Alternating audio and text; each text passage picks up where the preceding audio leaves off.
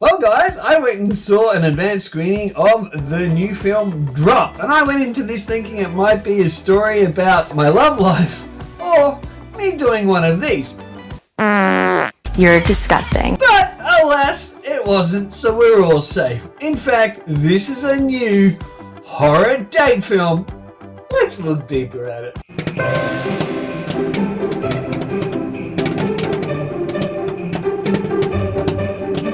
Again guys, welcome back to the channel and my review of Drop. I am filmmaker Stephen Sherrod Griffith and I love to talk movies and review films. And even though I myself want to get into directing, I'm not going to sugarcoat anything I think about the film industry or filmmakers in my reviews. I'm always going to be honest no matter what the cost. So with that, let's get into this film review of Drop, directed by Christopher Landon, the son of the late Michael Landon, who was a very well-known actor. Now, I had never seen a Christopher Landon film. They include Happy Death Day and Freaky. Because of seeing Drop, I want to go back and have a look at his films because I was very impressed with this. Now, Drop tells the story of Violet. She's a single mother who was in a previous abusive relationship, which the film sets up at the beginning, and she goes on a date with Henry, played by Brandon Sklenar, who another actor I've never heard of. So she goes on a date to this posh, fantastic restaurant with Henry, and during that visit she meets a bunch of different people, and this is all set up nicely. And during this setup she gets these Dropbox messages that tell her if she doesn't kill Henry, the date sitting right across from her, then her son will be killed. And she accesses security footage on her phone that shows her what's going on in her home. So while we as an audience are seeing Violet on this date with Henry, we also see what's going on in her home. And that's the premise of the film. And this film grabs you from go to woe. The music is fantastic, the cinematography is all well done, the editing is absolutely terrific, and the performances by Megan Fahy, who looks like a discount Blake Lively, though more likely a nicer person than Blake Lively.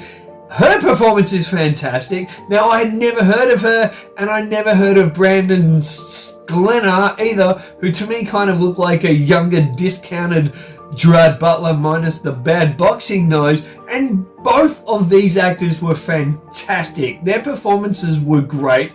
All the cast were really good. There's an actor I've never heard of named Jeffrey Self, and he plays a waiter named Matt, and he is hilarious. Now, this performance could have taken people out of the film and could have gone wrong, but he's so consistent with it. He is very overbearing, but he is hilarious, and he adds a lot of comedic tension to the film and frivolity. So yeah, big props to him. I think he's really good in this film.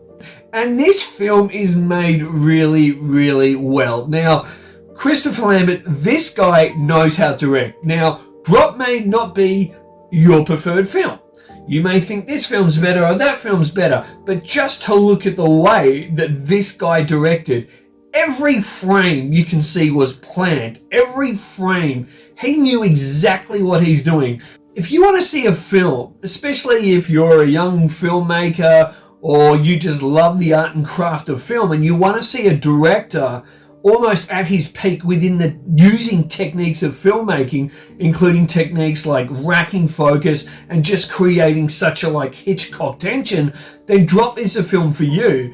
Even though the bulk of the film is set in one location, it never lets go. You've got the restaurant, you've got the bathroom, and everything plays out. Now, the cynic could say, come on, there's no way that her date is going to stay there while she's going through all this tension, because she's trying to work out who is the killer within a certain radius, and she also has to do tasks that the baddies are telling her to do, dropping messages and telling her to do things, which I don't want to say because I don't want to give away spoilers. But guys, if you want to go and see a fast-paced, riveting, fun date night film with lots of gripping tension, then I highly recommend Drop, and I recommend it on the big screen. This is a wonderfully directed film. It's contained, but it's really riveting.